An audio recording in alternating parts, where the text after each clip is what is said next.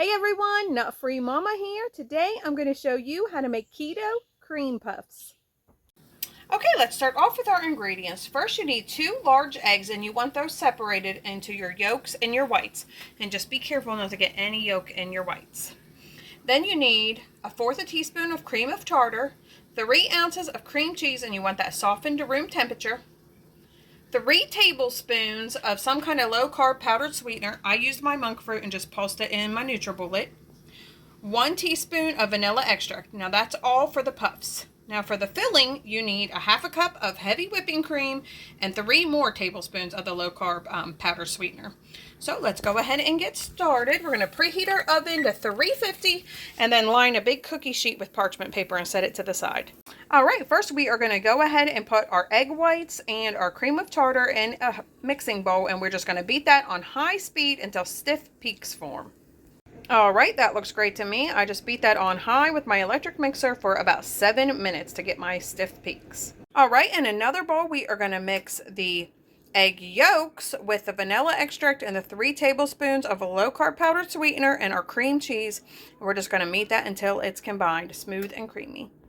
That looks pretty good to me. So next we are going to take our egg white mixture and we are going to fold it into the cream cheese mixture until it is combined.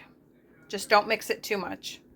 All right, after my 2 mixtures were combined, I just put those in a piping bag and cut the tip off.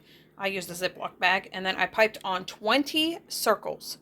You just want to kind of make them the same size because we are going to sandwich these together. So let's go ahead and get these in the oven at 350 for 5 minutes.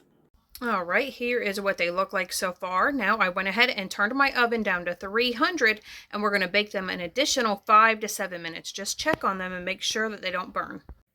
All right, my puffs are done. I let them cook for the 5 minutes and then the additional 7, and I don't want to cook them any longer. I'm afraid they might burn. So now we are just going to let them cool completely, and then I'll get to work on our filling. Okay, while the puffs are still cooling, we're going to get to work on the filling. So we are just going to combine the ingredients, which was the heavy whipping cream and the 3 tablespoons of the low-carb powdered sweetener, and we're just going to combine that with an electric mixer on high until stiff peaks form. All right, my filling is done. Basically, we just made like a whipped topping. So now we're going to put that into a piping bag and pipe it onto the bottom of one cookie and sandwich another cookie on top. All right, guys, my cream puffs are all assembled and they look amazing. But I am going to pop these into the refrigerator because the puffs are very, very delicate. They were kind of hard to get off of my pan here. I kind of used a spatula, and you have to be really gentle, especially with the top, so they don't break. So I want to go ahead and just let this all come together for about 15 minutes in the refrigerator, and then we'll have taste tester have a little taste. All right, I put these in the freezer, and let me tell you, they are amazing. So let's go ahead and see what taste tester thinks. Hey, taste tester. Hi. Have a little taste. Okay. That's good. Do you like it? Yeah. All right, everyone, come back and see us again. Don't forget to like and subscribe. Subscribe. Bye.